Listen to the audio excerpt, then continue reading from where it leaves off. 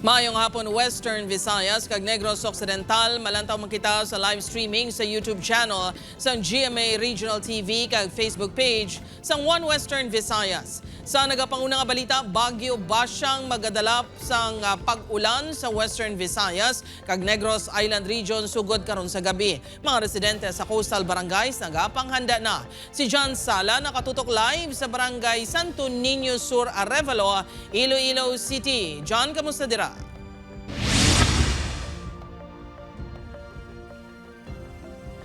Jert, apisar nga na naog na sa kategory nga tropical depression ang Bagyo Basyang.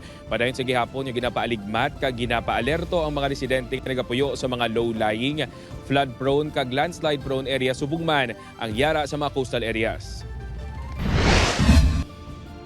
Nakakasang atop sang balay ni Manang Marites diri sa Barangay Poblasyon East Oton, Iloilo sa naglaslas ang Bagyo Tino sa nagligad nga tuig. Agod makasiguro, ginhigot na nilang ilaatop kag siguro nga mapag-on ang mga kawayan nga haligi. Nagapreparar man sila sang emergency kits pananglitan nga mabatyagan ang epekto sang Bagyo Basyang. Pagkabalo na mo may bagyo, ron kami nga mahigtan gid para nga in case wala ko hangin, di na kami perwisyo. Nagapabili naman nga naka-red alert ang Iloilo Provincial Disaster Risk Reduction and Management Council. On standby na ang tanan nga mga MDR-RMO, lakip na ang mga rescue teams ang kada banwa. Mga preposition natin ng mga rescue vehicles, ambulances and equipment, ara naman dira sa vicinity sa aton nga Iloilo Provincial Capital. In case mag-escalate ang aton nga ginatanaw subong nga sitwasyon. Signal number 1 sa gihapon ang pugos ka Western Visayas kag Negros Island Region. Suno sa Pag-asa Iloilo, posible nga maglabay ang bagyo sa isla sang Panay, Guimaras kag Negros Island Region. Karon sa gabi tubtubwas ang kakahon.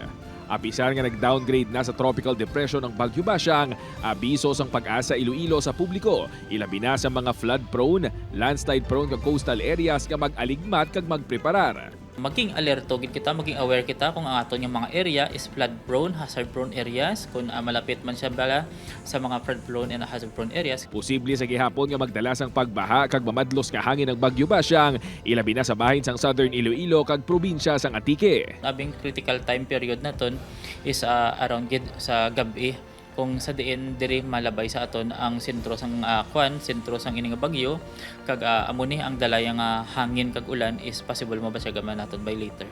Ginapaabot naman nga mangin low pressure area na lang ang bagyo buwas sa gabi. Nagapabili naman nga stranded ang 326 ka mga rolling cargo sa Iloilo. 31 naman ka mga local government units sa probinsya sang Iloilo ang nagsuspend sang klase sa tanan nga mga level.